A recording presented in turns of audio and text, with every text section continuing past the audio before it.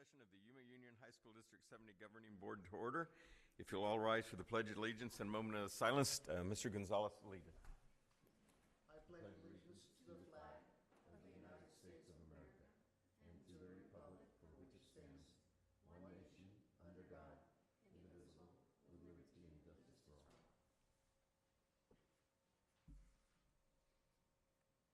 Thank you. You may all be seated.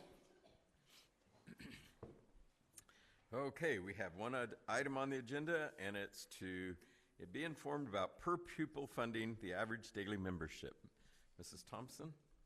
Thank you, President Townsend and members of the board who are present. And this particular session was requested by board member Laura, and I really appreciate all of the work that the team that's going to present did for you. It will be projected up on the screens, and there are also copies of this presentation. And just to once again reiterate that funding, any kind of public education funding in Arizona, I can't speak for every state, and especially in our district where many sources are kind of braided together for many purposes, it's a very difficult thing to explain. And luckily we have Ms. Cordery leading the charge, but has a very experienced team. So they have developed this presentation. If you have questions along the way, I would encourage you to ask them along the way rather than saving them up till the end, because it does get a little bit messy. So thank you in advance to the team, and I'm going to turn it over to Ms. Cordery. Good afternoon. So we have this broken into 4 different sections, but again, yeah, please ask questions along the way, because if you get lost on the early end, it's just going to get muddier. And this is a very high level. Please know that if there's one thing that you take away from this is school finance is very complicated, and nothing is easy. And you'll see, we tried to give you both in the grant world and in the finance world, that just the overview of how it's calculated, but no, there's much more detail that goes into it at that point. So the first 1, 2, 3, 4, 5 pages, 6 pages are actually a glossary. So because we tend to, in our world, use a lot of acronyms, and sometimes it gets confusing of what we're talking about. So when you go back and you're thinking about this all night long, because it's going to be that intriguing, and you get stuck on an acronym that we used, you can go back and review that. I won't go through every one of those line by line for you, but I'm sure you'll want to read that later on. Right? Yeah. All right. That's the excitement I love. All right. So to get started, to get everybody moving around, my portion, I get to start with me. I'm going to be telling you about the basics of maintenance and operation and capital funding. So when we talk about maintenance and operation and capital, those are 2 very different funds of what we can use, how we can spend those funds. So I have a little challenge for you. You have stickies in front of you, but you're not going to be alone in this. You're going to get to have a friend. We're going to team you up with a friend. And I want you to, in the back wall, you have capital and M&O, and I want you to write down all the different things that you can think of that you can use M&O funds for and you can use capital funds for. So I'm going to ask Ms. Hoover to be buddies with Ms. Kravitz, so you get some help. I'm going to ask Mr. Bosch to please buddy up with Mr. Phil. And Mr. Phil, you got a new name. And Carlos, if Lily, if you could be his friend. All right, so please go put your sticky notes on the capital and M&O signs, and then we'll come back and return to this. But for right now, that's your assignment.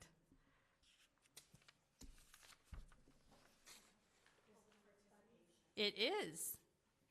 Finance people don't do this well. But we're trying. It's under protest. Sure. We do.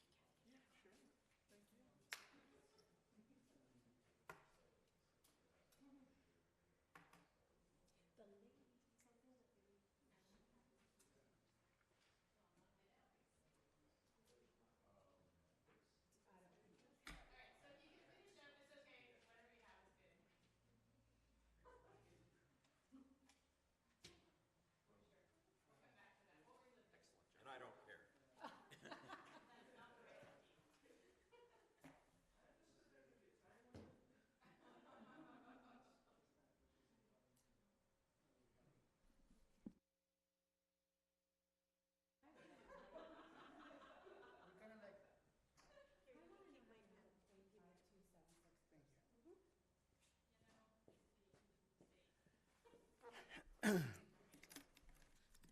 right, hopefully you all really enjoyed that little activity. We'll come back and revisit that in a little bit. So, when we talk about maintenance and operation, we have two main areas of student count that you need to be familiar with. There's the unweighted and the weighted student count. So unweighted student count, if you will actually flip to page 9, you will see on the top section, the top little bracket, and actually these are blown up, so just so you know, I know they look very small. Yes, it is. So you'll see across the top, there's non-AOI ADM. So what that is that's non-online students. So students that actually are attending class in the classroom is 10,990 students, 0.8221. Then we have our online students that are attending part-time. We get 45.6170 unweighted points for that. And then our online, that was full-time. Our part-time is 9.0885. So that gives us a total of 11,045 students, 0.5276. So you would think that's just how it's calculated, but oh no, we make it more complicated than that. So we have what's called a support level weight of 1.2680, and that magic number is probably from 1980. I don't know. I didn't do the research on that, but we take that, our unweighted student count, times that, and we get to 14,005.7290. You see that all the way over on the right-hand side? And then, we're still not completely there yet. So the bottom section of page 9, you'll see going down all the add-ons. Those are all our special needs students and the different diagnoses that they could have. And so there's different weights applied to each one of those diagnoses. So we have to identify how many students we have that going down, like the HI is hearing impaired. So we have 2.4 students that are hearing impaired. And then we get a 4.7710 weight level for that student. So when we talk about weighted student count, we are factoring in not only the support level that we get for every student, but then we're also getting us weight depending on our special needs students and how much, what allocation is given to their diagnosis.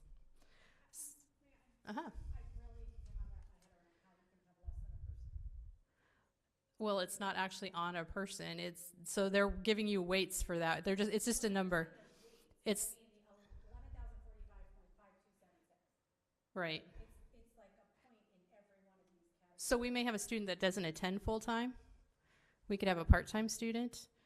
We could have our seniors who only attend like 4 classes.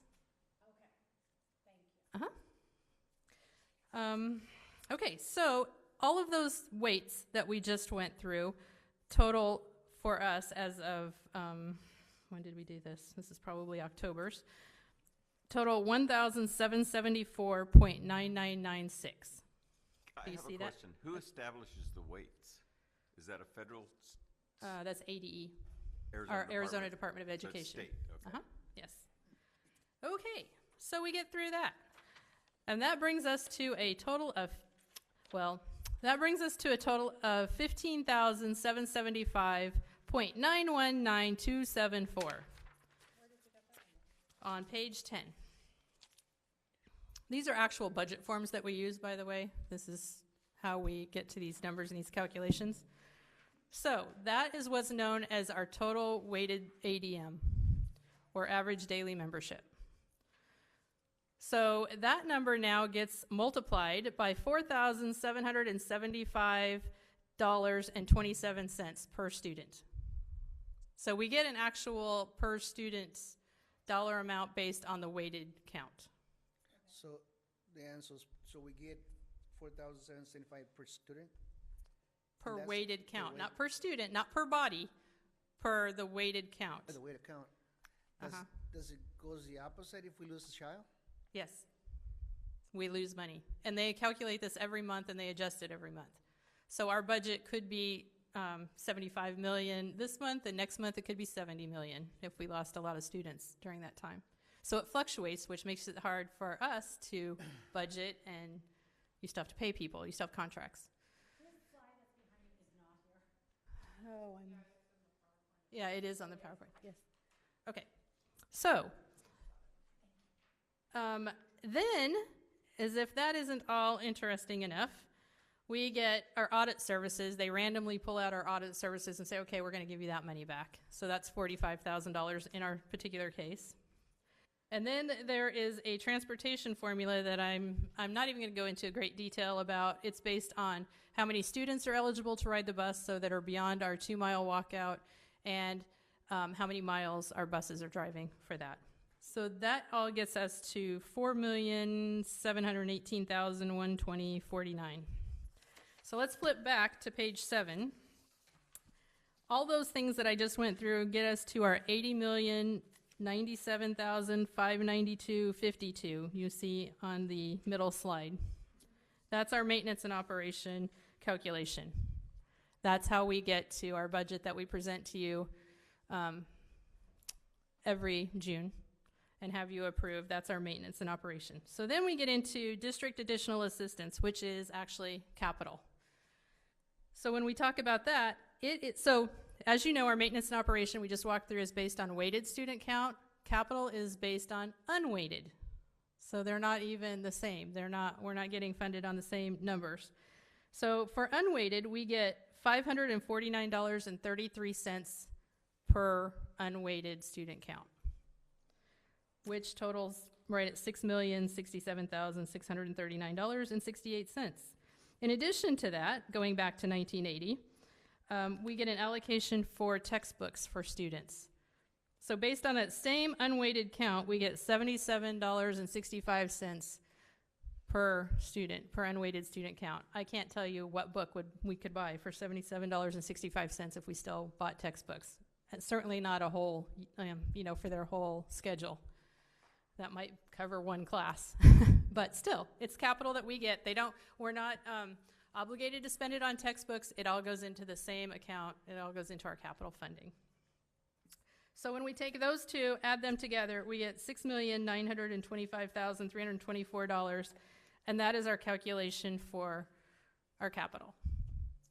So going back to our little game we played, the M&O and capital and what we did, Neil and Anthony here have gone and pulled your tabs. So what kind of things do we have for M&O? So things I got for maintenance and operations, we had paying for salaries, painting buildings, paving parking lots, paying for postage, supplies, paying for subs. And those are all valid, are they not? Yes, those they are are. correct. Yes. So can you flip to our next slide? So if you look at this slide, when we talk about, these are expenditures based on last year, our last fiscal year. You can see of the $66 million that we spent, $40 million of that was salaries. Our benefits, another $15 million of that. So 84% of our budget go into salaries and benefits. And this is all going to be important. I want you to remember this when we have Anthony's presentation and we're talking about AEL. When this is our M&O budget and that high of a percentage is in salaries, there's not a lot of places to cut when you get told you have a big dollar amount that you need to cut in a very short amount of time. So to put that in perspective, then you can see we have transportation. I don't think that one was mentioned actually, but that's 7% of our budget. Insurance, campus budgets, 1%. So when we talk about campus budgets and all this money that we have, you can see relatively a small amount of that is actually going. Not to say that you'll hear later in our presentation and grants that there's other funding sources or the district has things that they pay for the campuses, but the actual campus budgets, when we talk about those and what the campus needs, is representative of 1% of our entire budget. Departments, 4%, and I don't know why we have campus budgets on there twice, but we do. So I'm not sure which one of those numbers is right. All right, going back, I'm not sure where that goes, but even if it's 4%, it's still relatively small. So if we can go to the capital, so what items did we have on capital? We have for capital, renovations, Chromebooks, books was a popular answer, buses, desks and chairs, and things like flooring. And all of those are capital, are they not? They are. All right. So if you look at our budget of $2.9 million that we spent last year, You can see the biggest part of that, almost 5 million, 50% of that went to buy new buses. And why are we doing that? Because we get grants that help us with some of that. And as long as we can do that, we need to obviously replace buses. We haven't done that for a lot of years. And so the last 4 or 5 years, we've been making a really concerted effort to buy buses as long as we had the grants. So that's why that's a large dollar item. Then our next largest one is our school bonds, qualified school bonds. That is actually money that we're getting back from, so we pay part of our bonds, but that we get money back from the federal government that helps us subsidize those. And then campus budgets are 11% of that, so our capital needs, 329,000 of that. 8% is department budgets, and then contingency, we spent 164,000. So you can see, again, very minimal where we're spending our money, very calculated. We're very precise about where we are spending our money, which is with our students and our teachers and our staff. Why do we have such a small percentage in contingency? That, it's not that we have a small percentage, that's what was spent. So our budget, our budget was like, you know, $25 million, but we only spent 100,000, 164% of that, so, yeah. And that is the end of my presentation. So with that, we will, again, thinking about the salaries and the dollar amounts that we have that we're spending with teachers and staff. Our next section is going to be Mr. Brown, who's going to be talking about Classroom Site Fund and how our teachers, how that's calculated so our teachers can get their additional Prop 301 funding. So if I may ask one last question. Sure. Transportation, you showed us there was like a carve-out number for transportation. Did that have to go did like the money from that have to go directly towards the purchasing of our new buses? None of that goes towards that. Our actual transportation budget is $6 million, well over $6 million. So we only get 4.7 million for that. So any buses that we purchase are above and beyond that. Okay, thank you. Yes. And I would like to say, Mr. Townsend, that there are no sticky notes in this section. So, yes, for sure. I know, I hear it. So Diane covered our payments and operation and our capital, and I will be covering our classroom site fund. It's also referred to as Proposition 301 or in payroll prop pay. So those are synonymous, the same thing to us. It's all the same fund that we're using. Give a little background to the prop pay. It is a voter initiative that was passed in the year 2000, so it's been a little while. Funds for this classroom site fund are derived from a sales tax increase that the voters voted on. So it was a 0.6% of 1% increase. So the base state tax is 5.0% at the time, and it went up to 5.6. Just so that you're aware, the measure was set to sunset in 2021. The legislature did vote to extend that, so we will continue to have our classroom site fund until 2041. You can see up there, I put the 3 pictures of the buckets. We receive the money, and then we, based on those allocations of 20%, 40%, and 40%, then break it into sub-funds of the total fund. You can see there that we put some towards a base pay, a performance pay, and I will get into the menu. Recently that changed, but we were in the past required to have a menu bucket. Beginning in the school year 21-22, the state did change the rules a little bit. We're not mandated to have those buckets, but if you all remember the AFR presentation that I've been doing, and every October we have to report on our classroom site fund. And so the state still makes us report from the certain buckets, so we've chosen as a district to keep the 3 separate buckets with our percentages going in for ease of reporting. As I get on, you'll see what we've done with the menu money. But from that, to go with what Diane said, so if you remember, we talked about the weighted student count. The fund itself is based off of a weighted student count. I took the most recent total that we received. So in 21-22, we received $11,234,623.12 cents. How the state breaks that out is they'll do a collection of it from the state sales tax. They will then distribute to the school districts based off of their weighted count in monthly installments. And so throughout the year that will change and will increase. And then we will review what's in the fund to see what we can spend out. And so when it comes time to make a payment, again, as Diane mentioned, this is largely salaries and things like that. It is a cash-based fund. So what that means is that we can never go in the negative. We can only spend what we have in the fund at the current point that we're making an expenditure. So with our classroom site fund, when we want to do a prop payment, we wait as long as we can to see how much we have in the fund to maximize it. We'll then figure out per teacher how much we can give, and then we'll state that, and then in the payroll that goes out on, we then give them the amount per teacher that we're sending out in that prop pay.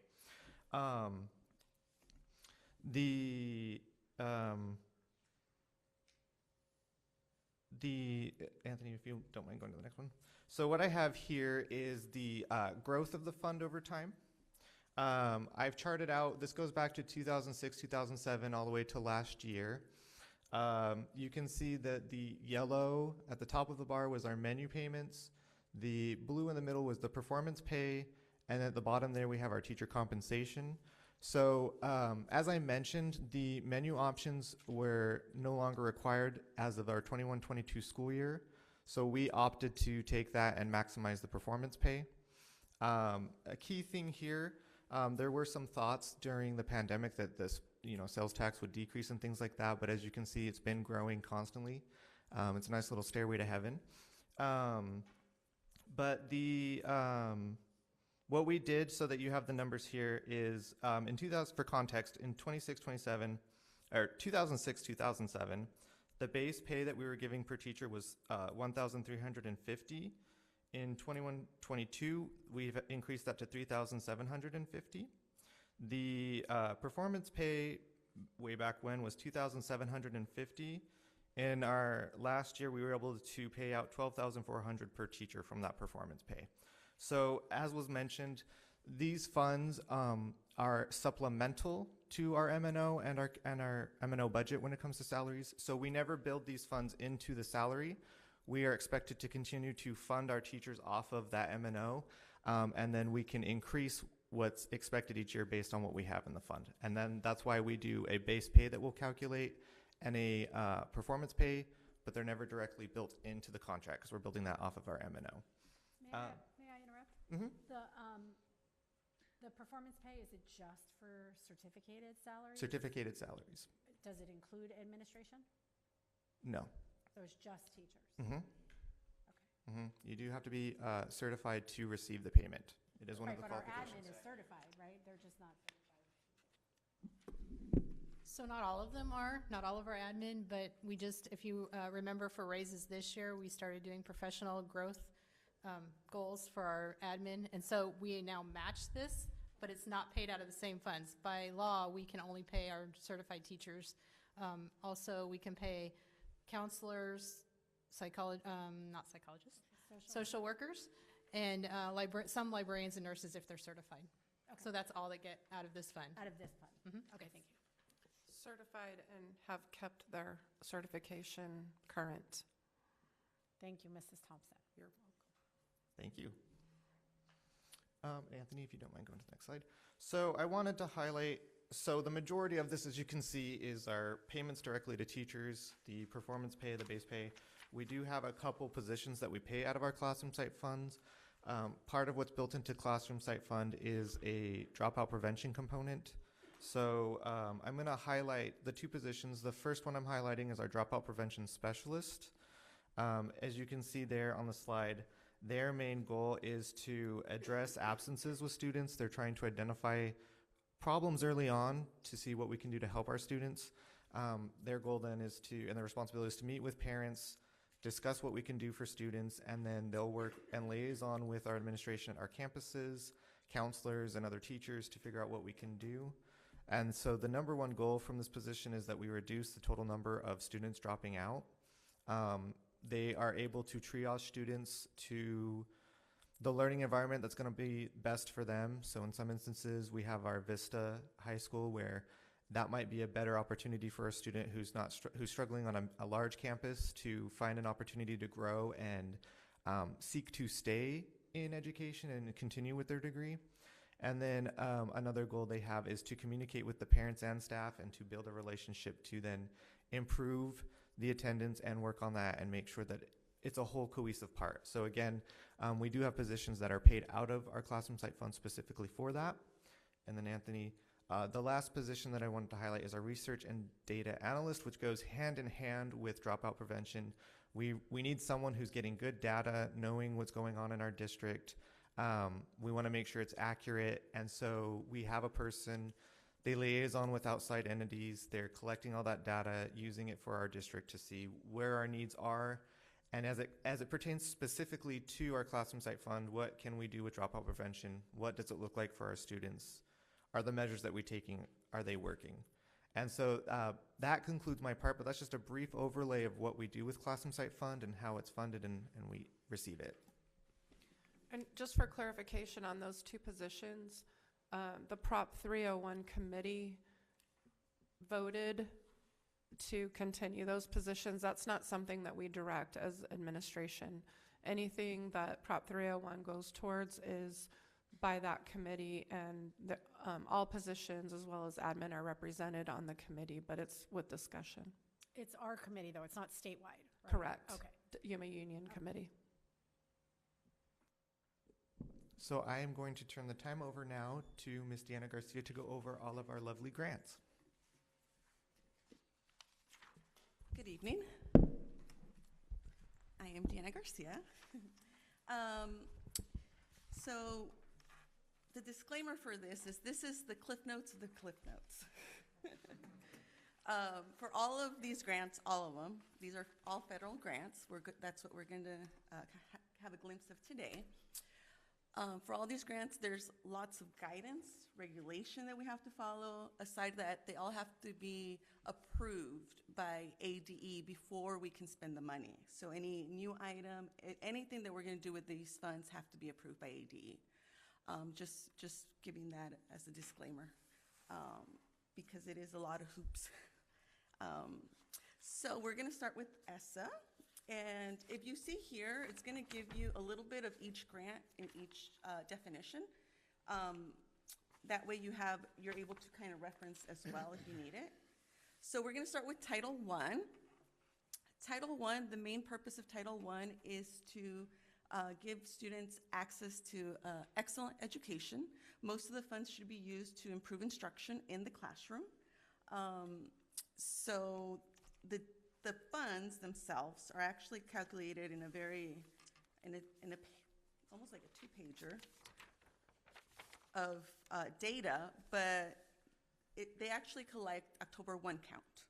So when you talk about data and how important it is, all of the ESSA funds, they use October 1. And moving forward, that's all that's going to be allowed to be used is October 1 count. So you'll take October 1 count, and then you'll take our poverty data, which we get from nutrition at the moment. There'll be some changes with the new free and reduced, the schools. So next year, there might be a slight changes in those, but that is the data that is collected. You use those two in order to get our number. So our prelim numbers were right under 4 million. I expected it to go up. It does not look like it will. But that I already requested the data, so I'll be looking at that when they give us our official page on what they use to calculate it. So if you want to go to the next one. So the next one, just to give you kind of an example, so there's set-asides in Title I. This goes right off the top. We take, there's funds for our admin. That would be myself, my team, my Title I coordinators. Indirect costs that are taken off the top. The instructional programs, you can think of it as ASU Digital, AVID, all our big programs that take a chunk of our money. Most of those that are district-wide are in this category. There's a percentage that we have to allocate to homeless students, and there's a percentage that we have to allocate to family engagement, so parent engagement in each school. Our professional development, a big chunk of that will be your AVID PD. Your big kind of blocks of PD are typically in this category. And then if we have a count for neglected and delinquents, then we have to put some money aside for that as well. So all of these are taken off the top. And if you want to go to the next slide, this is a sample. I have a sample because I was waiting for that a little bit to kick in, and I was very disappointed. And I'm sure the principals are disappointed because they were waiting for that information as well. Can you So I'm appeal sorry that, for- Diana? Huh? Can you appeal it after you get your sheet and say, hey, this was wrong? Yes, but it's the data. So we have to appeal the data first and then move forward. Does that make sense? Yes, I just Yeah, wondered if so there was a problem. typically, our Title I is one of our most secure federal funding. And typically, it does slightly go up. That's why there was no change. And that's like a kind of red flag for me. I'll be looking at that data, but I had already requested that data to look at. So if you look at this one, we take the set-asides, and then that's how the schools get their calculation. They get their calculation from the poverty data and their count. Now, when you look at those campus allocations, please keep in mind that the netbooks come out of these allocations, and that's a big chunk. So just keep that in mind, that it looks like, big numbers, but the principals will let you know it's not as big as you would think, because, a big chunk goes to the Chromebooks. As Mr. Brianza will remember as well. So, I think there's a story there. do you want me to stop at each grant in case you have questions and then move on to the next one, or do you want me to just kind of roll on through? Okay, Yeah, we're throwing okay, that. sure. So we're going to move on to Title II. So Title II is our funding that pays for most of our leadership admin PD. It also pays for ICs. Half of our ICs are in Title I, and half of them are in Title II, and that's just to balance them out, because typically our Title II is very tight, and we always try and make sure that our salaries are not taking over a whole grant, and then there's a cut, and then we're kind of struggling to balance those.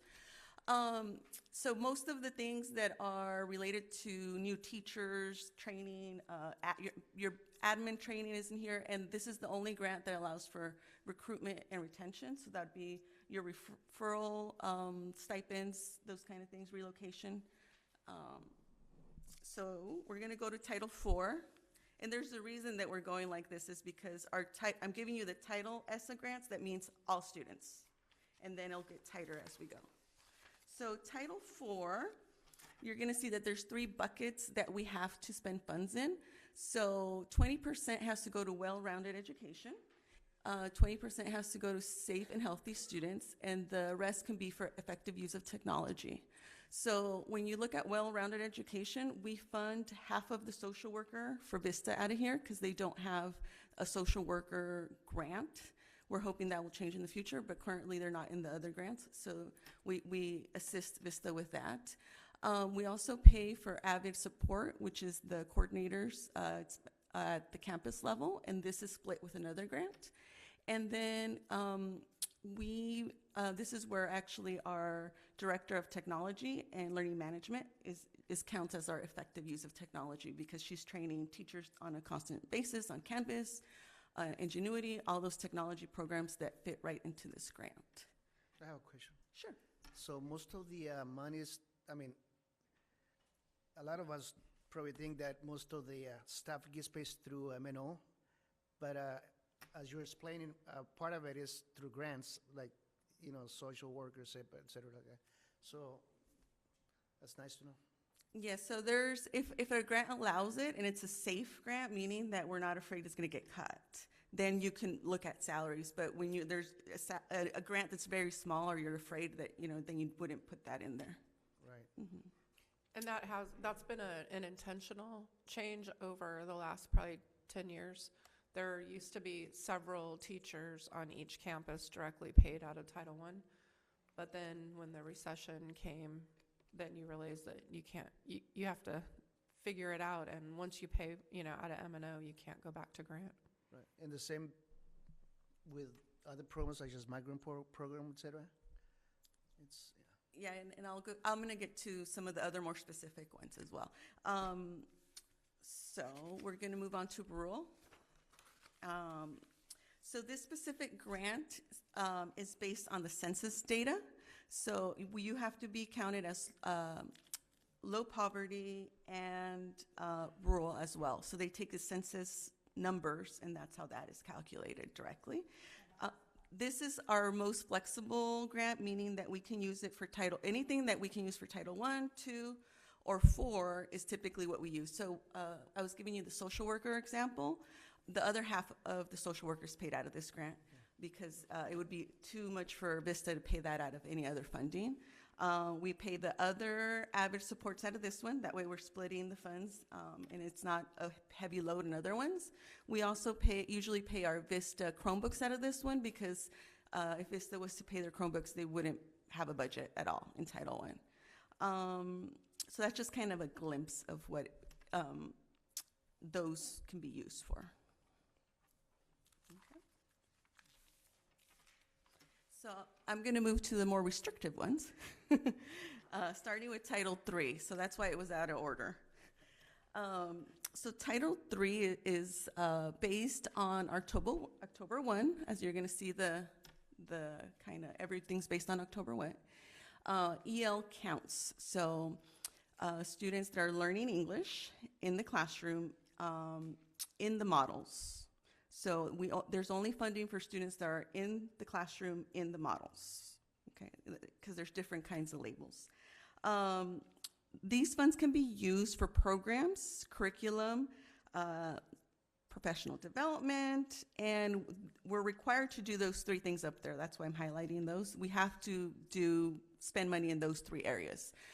Parent engagement, some sort of thing with parents, and PD and curriculum. That EL count number that's on the bottom is from this year?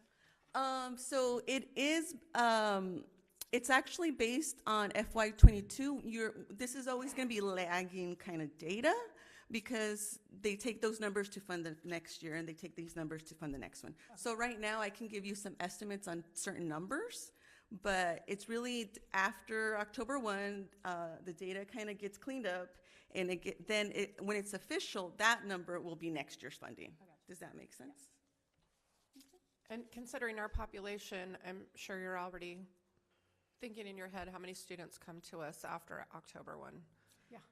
So Yuma Union High School District, as well as this whole county, is at a disadvantage based on this arbitrary date, and there's no differentiation as your populations shift and come in after October 1.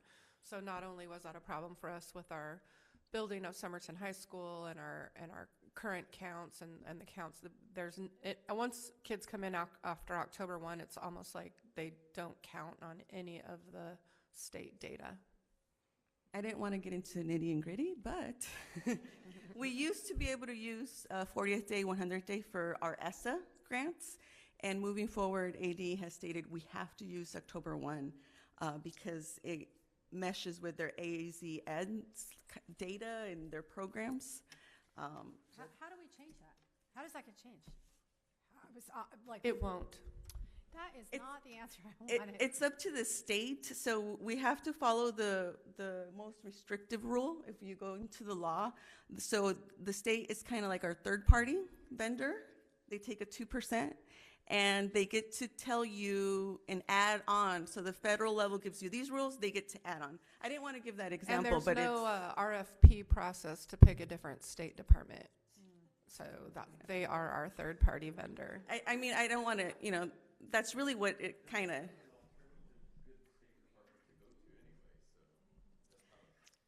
Number 48, there's 47 better ones. Really good point, right? So we're going to move on.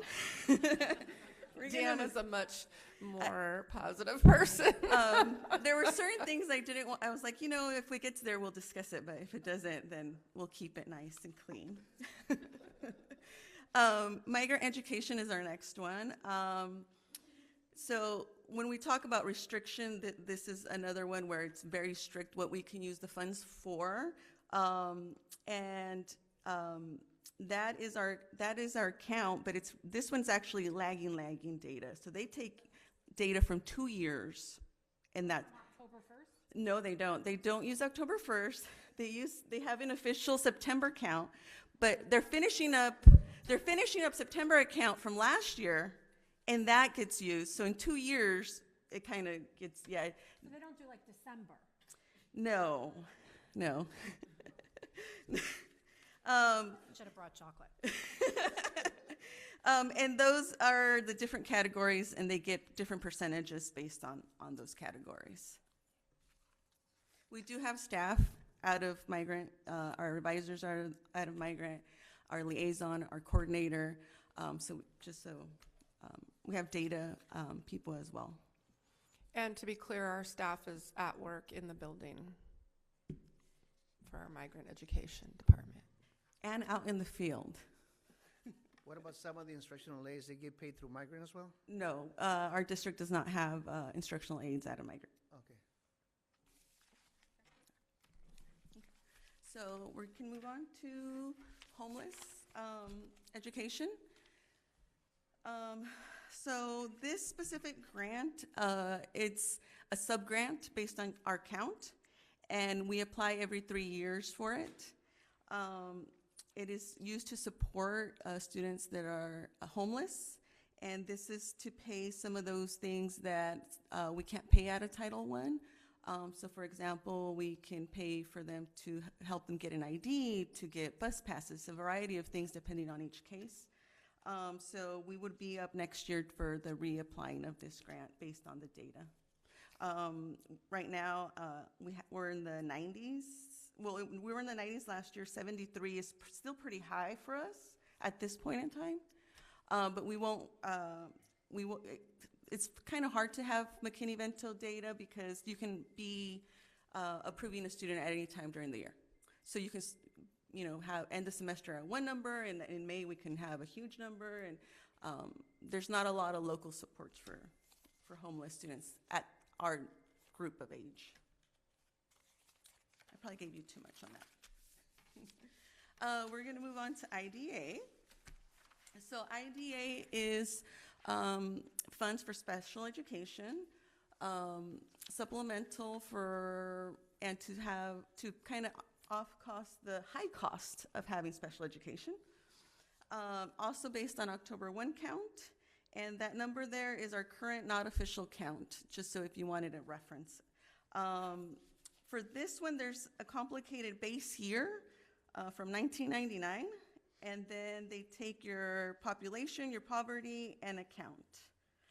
So it's a three-part to get their IDA numbers, and that's probably why we're always struggling to cover, because they're base years from 1999. So what happens if student X, who's a special needs student, is in Chandler, and their family moves on October 2nd to Yuma? Where do we get the money for that person? Not in the federal world, and I don't know. We'll go back to that weighted student count. Yeah, not in the federal world, we The don't. weighted student count is also from October 1st? No, That's a daily count? Okay. Yeah, Okay. yeah. But depending on the need of that student, it could be a range of costs, Yeah. Okay, we'll end on a happier note with CTE. CTE and Perkins. This grant, and I think you had a study session on CTE, but this is specifically for CTE students. Pays for their industry certifications, and based on the numbers, 89% of our students are CTE, and our count is always very, very high, and they do awesome things. Oh, I forgot I had proportionate share on there. Oh no, I was trying to end with a high note of CTE. I was trying to end on a positive, but I do have to say that we do give proportionate share. We are obligated by the law to give funds to the private school. Because these are federal funds, we're obligated to give the funds to them. By services, and there is formulas for that. We take their count, and for like example IDA, you might take the count of their last year's special needs students, and that gets a rate. So those numbers there are for current grants, and that is the funds that go to them. For migrant services, they actually, we just provided the services. Our staff will provide the help ourselves from here, from our office. But for the other ones, they're pretty much contracted. So this is the money that we are donating to YC, no, we're giving to YC for their student count. Yes, based on each grant. So for example, the IDA has to be used for special needs. Title II, we're obligated to give them money for PD because we're using money for PD, as well as for Title IV. They can say that they don't want the funds. That's up to them. Has that ever happened? They do. They say no to Title I because it's a little more work. Okay, Because they would have to have low-income forms. okay. So, and the programs have to be for students at risk from that. So it does take more legwork to do that one. So Title I is one that is difficult to kind of maneuver. So if they don't keep it, we can still use it? I mean, if they don't take it, it's ours? Well, technically, it has to stay allocated to them throughout the year. So they have till the end of the grant year to use it. If these grants specifically carry over, so if they don't use it, it would carry over next year to us. And what, is the grant year different than the calendar year or the fiscal year? A little bit, slightly. It ends in September for us, end of September. Right. Yeah. Okay, thank you. And to be clear, Deanna also manages those dollars. Our staff takes care of that work as the share obligation. Yeah, we're obligated to be responsible. So we have to be very careful with anything, any of the money really, but specifically if it's an outside source that we do. Thanks, Diana. Thank you. You're welcome. And I really wish we'd be ending on a better note, but here we are with the aggregate expenditure limit that I'll be discussing. First off, I know not a lot of us have heard of what the aggregate expenditure limit is. For us, it's actually a constitutional amendment that was passed by Arizona voters in 1980, which created a spending limit for school districts based on aggregate expenditure limits for all districts statewide. And some of these funds you've actually already heard previously from Diane, which would include our maintenance and operation and capital budgets. There are some budgets that are excluded from this limit, which would be the grants that Diana manages. And for the reason that we have an aggregate expenditure limit, it's actually that allows our expenditures to grow based on changes in inflation and the state student population. So we get the data or the state gets the data from the school districts, and then they actually commission it over to the economic estimates commissions. They are tasked with calculating the aggregate expenditure limit. Again, but this is based on the 1980 base level funding. So that limit hasn't changed. It's been over 40 years, and they use that base level with our current student numbers and match with inflation to calculate what our expenditure limit's going to be for the current year. So the issue that we're having with the limit as well is the one thing they didn't calculate in this was for our special needs students. So the weighted count for that wasn't included on there. And this aspect is what affects us with now our current expenditures are not counted towards or are not excluded in the segregated expenditure limit. And that's what causes, in this case, in this year, that we're exceeding the limit. So what would happen if we go over the limit is we would get the notification by March 5th if we don't get a 2/3 approval by March 1st from legislation. So that would mean we'd be in danger of adjusting our budget by approximately $18 million, which is a fifth of our maintenance and operations budget. And we have to revise it by April 1st. And this reduction is equally prorated among all school districts. In this case, it's a 17.51% that we're over the limit. So that's where we get the $18 million that's going to impact the Yuma Union High School District if it is not overridden. and some of the reasons that we went over the state, when I say we, I mean the state went over the limit. So some of the funds that are included that in the aggregate expenditure limit, besides our maintenance and operation capital, is our classroom site funds. In this case, when it was when the classroom site funds was renewed back in 2018 by legislation, they didn't include the exclusion, I should say. They didn't include the exclusion of that fund out of the aggregate expenditures limit. So this increased our expenditures by about $600 to $800 million because they were not including it in that particular I'm losing the word here. Equation. There you go. That's what I was looking for. And other factors that affected us are definitely the enrollment that we lost due to COVID. We had abnormal attendance throughout the years, and with those numbers is what caused the aggregate expenditure limit to be calculated due to less students being in last year or the year before, and since they use those numbers to calculate the limit, that's why the state is going over, or it calculated that we're going to be going over the limit.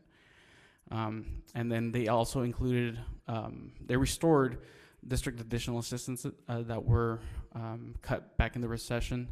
So I know Governor Ducey signed that starting in fiscal year 2019 until 2023, we were going to get additional district assistance, which would include the textbooks and curriculum for classes. So with those expenditures coming in is what caused us this year as well to see the state go over the aggregate expenditure limit. You wrote when AEL was created, they did not take into account charter schools. Can you Correct. explain that? Yes, they weren't established back in 1979. Actually, they weren't even taken into consideration. Private schools weren't a part of this. It was just all public schools that they voted to be a part of the aggregate expenditure limit.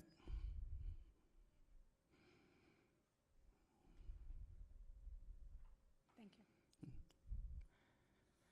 you. Any other questions? Okay.